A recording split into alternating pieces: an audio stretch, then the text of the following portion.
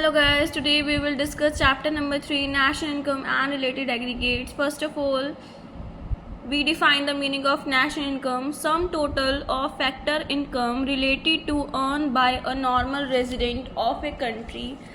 Sum total करना है factor income का जो कि अर्न करा हो नॉर्मल रेजिडेंट ने कंट्री के। सबसे पहले मैं आपको नॉर्मल रेजिडेंट का मीनिंग बता देती हूँ, वैसे तो मैं आगे बताऊँगी बट फिर भी इस मीनिंग को समझने से पहले मैं आपको नॉर्मल रेजिडेंट का मीनिंग बता देती हूँ।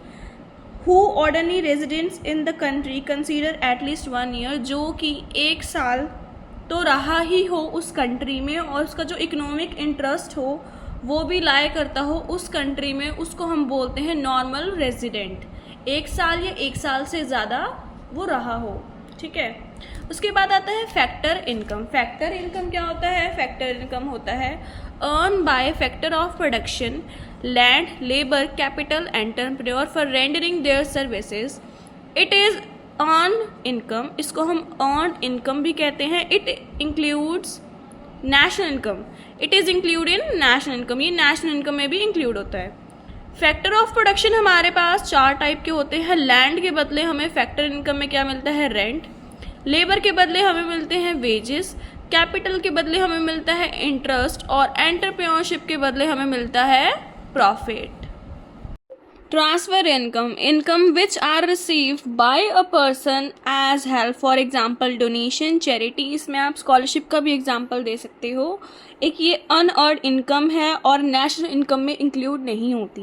इसके बाद अगला टॉपिक आता है normal resident of a country. Normal resident of a country कौन होता है? Who ordinary residents in the country at least 1 year, 1 साल या 1 साल से ज़्यादा जो उस कंट्री में रहा हो उसको हम नॉर्मल रेजिडेंट बोलते हैं।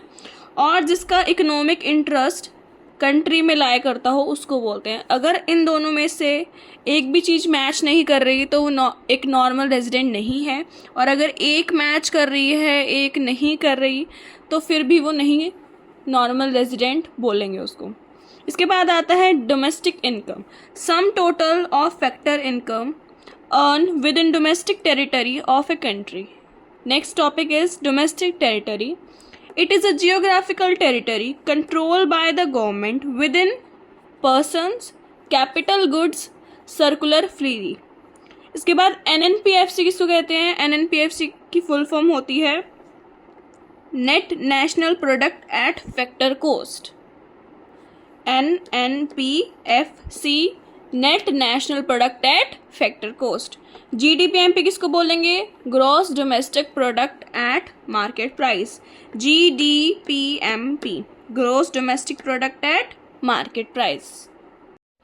Real GDP, it is the GDP at base year price, या जिसको हम बोलते हैं कॉन्स्टेंट ईयर प्राइस।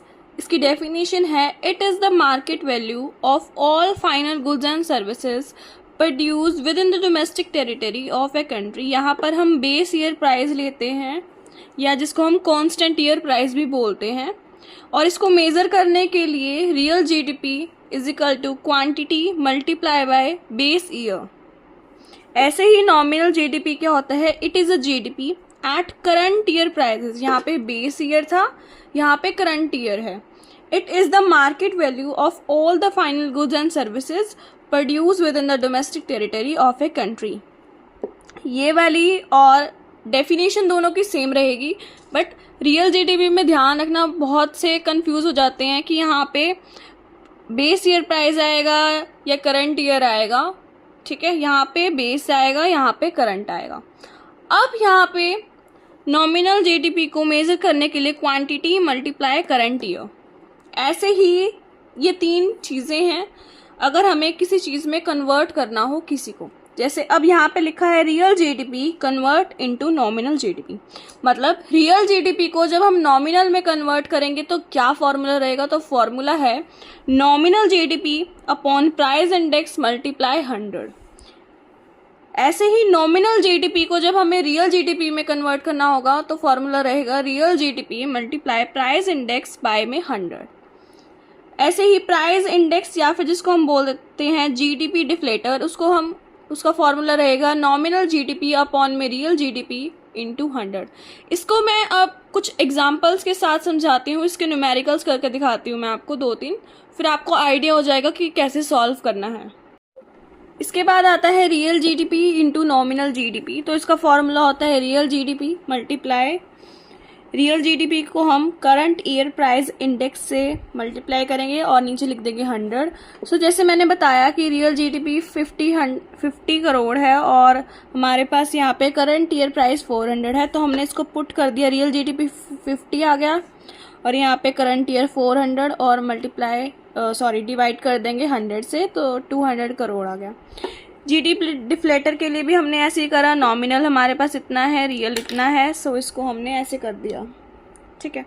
ऐसे ही हमारे पास जो अगला आता है वो आता है नॉमिनल इंटू रियल। नॉमिनल कितना है हमारे पास 200। नॉमिनल का मैंने मीनिंग क्या बताया था, जहाँ पे करंट ईयर की बात हो रही हो, तो यहाँ हम लिखेंगे कि 200 करोड़, ठीक है। इसके बाद हमें लिखना है यहाँ पे कि करंट ईयर प्राइस इंडेक्स कितना है, तो प्राइस इंडेक्स कितना दे रखा है यहाँ पे 400 दे रखा है, तो हम ऐसे लिख देंगे 400 और मल्टीप्लाई किससे करेंगे 100 से। सो आंसर आ जाएगा हमारे पास 50 करोड़, ठीक है। इसके बाद हमारा टॉपिक आ जाता है GDP and welfare. There is a positive relationship between GDP and welfare. GDP और वेलफेयर का एक पॉजिटिव रिलेशनशिप है, इसके कुछ लिमिटेशंस भी होते हैं। There are some limitations. The 4 limitations are: number 1, distribution of income. If distribution of income turns unequal, GDP growth fails to reflect a rise in social welfare. India is facing this situation as present while per capita GDP is rising. मतलब यहाँ पे क्या होता है, unequal distribution होता है, जैसे poor को तो पैसे कम मिल रहे हैं और यहाँ पे जो रिच पीपल हैं उनको पैसे ज़्यादा मिलते हैं। ऐसे ही कॉम्पोजिशन ऑफ जीडीपी में क्या होता है, एग्जांपल दिया है, जैसे increase in production of defence goods does not lead to any direct increase in welfare of people. Of course, strong defense offers a peaceful environment in the country, but it contributes to social welfare only indirectly. यहाँ पे social welfare को directly नहीं indirectly contribute किया जाता है। इसके बाद आता है नॉन मॉनेटरी एक्सचेंज। पहले बार्टर सिस्टम होता था, वहाँ पे एक्सचेंज किया जाता था। Barter system of exchange still prevails to some extent. Payment for farm labors are often made in kind. Cash में नहीं होता था, rather than in cash. मतलब काइंड में करते थे ना कि कैश में। All such transactions remain unrecorded. So इस करके जो ट्रांजैक्शंस थी वो अनरिकॉर्डेड रह जाती थी, रिकॉर्ड नहीं हो पाती थी। ऐसे इसके बाद आता है externalities. It refers to good and bad impact of an economy. यहाँ पे कुछ गुड इम्पैक्ट भी होता है और कुछ बैड इम्पैक्ट्स भी होते हैं, ये पढ़ेंगे। विदाउट पेइंग, बिना पे करे। जैसे एग्जांपल लेते हैं, सबसे पहले हम गुड इम्पैक्ट का एग्जांपल लेंगे। Mister x maintain a beautiful garden. Mister x है, उन्होंने एक ब्यूटीफुल गार्डन मेंटेन करके रखा हुआ है, और जो मिस्टर वाई है वो एक्स का नेबरहुड है, ठीक है। और जो वाई है वो इंजॉय करता है उसके गार्डन को क्या करता है, इंजॉय करता है। It adds to welfare of Mr Y. जो मिस्टर एक्स का गार्डन है वो वेलफेयर भी कर रहा है, मिस्टर वाई को ऐड करता है welfare, but he does not pay for it. But mister Y जो है उसने पे तो नहीं करा, क्योंकि मिस्टर वाई का है, मिस्टर एक्स का है। Negative externalities occurs. अब नेगेटिव एक्सटर्नैलिटी की बात करें तो smoke emitted by factories causes air pollution. कोई भी फैक्ट्री में से स्मोक निकल रही है तो वो एयर पोल्यूशन कॉज कर रही है, या फिर कोई भी वेस्ट निकल रहा है तो वहाँ पे वो वाटर पोल्यूशन हो रहा है। So hence it is an inappropriate index of welfare. So this is the chapter number 3 we have completed.